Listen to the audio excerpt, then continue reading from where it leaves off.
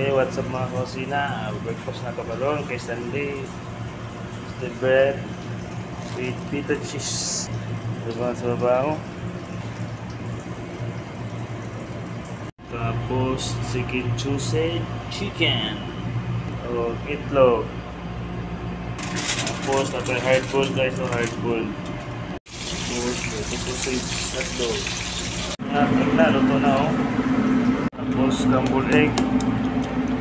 Complete spice. Guys.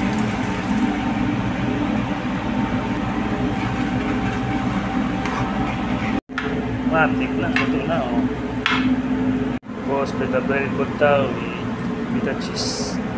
Matik na. Tapos na kay salted egg with tomato. Matik na homemade salted egg. Tapos pancit canton ta guys. Pancit canton, matik na.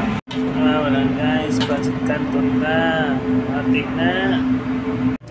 Oh, matik na guys. Toasted bread with cheddar cheese. Hard boiled salted egg. Mga itong breakfast karon guys for Sunday.